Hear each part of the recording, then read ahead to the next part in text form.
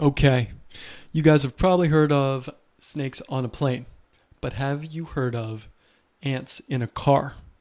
I'm going to relay a little personal story today about something I've been struggling with and how it relates to the folks that I work with's career trajectory. So, almost as scary as snakes on a plane, there have been little ants in my car. And at first, didn't even know they were ants until the etymologist I am. I went armed with Post its today and I caught one and I zoomed in with my iPhone, took a picture, made sure it wasn't spiders, making sure it wasn't bed bugs, and I identified it.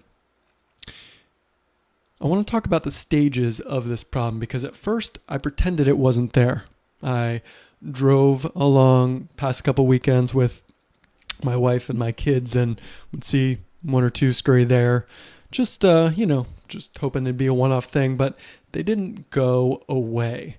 And I thought they would. So the first stage is often denial. So when we're thinking about our careers, we can think, oh, there's nothing wrong here. Things are just gonna work out by themselves. But that's not often the case. And these little ants kept coming. So the next phase is to be almost a little bit embarrassed about it.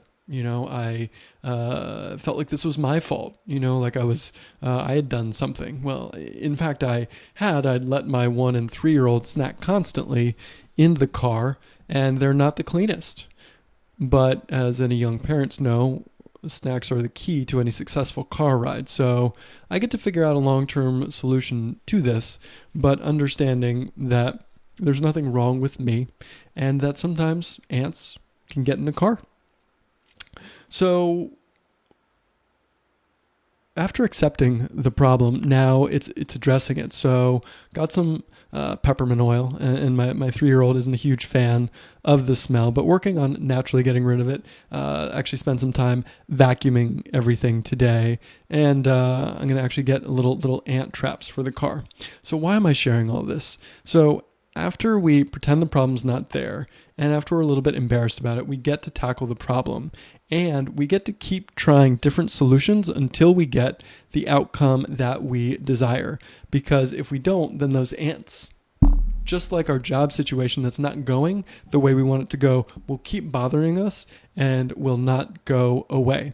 So while making time to vacuum the car and clean up all the snacks and make sure the ant bait isn't there is important, we get to make time for our career. And if the solutions that we are using, like applying to jobs again and again, if those strategies aren't effective, we get to pivot. So that may mean working with a career transition expert. That may mean seeking more guidance. That may mean looking at different ways to tackle the problem. I'm going to keep you posted on how this is going. I've got some strategies in mind. I've done my research, and now it's time to execute. And who knows, I may need to bring in an expert. But for now, I'm going to do everything in my power to do things under my control before I fork over the big bucks. And I will keep you guys posted. Let me know what you guys think in the comments about ants in a car or the annoying stretches that you're facing in your career. Those things that you just wish would go away but aren't going away that you may need to address differently. I'm curious. Let me know.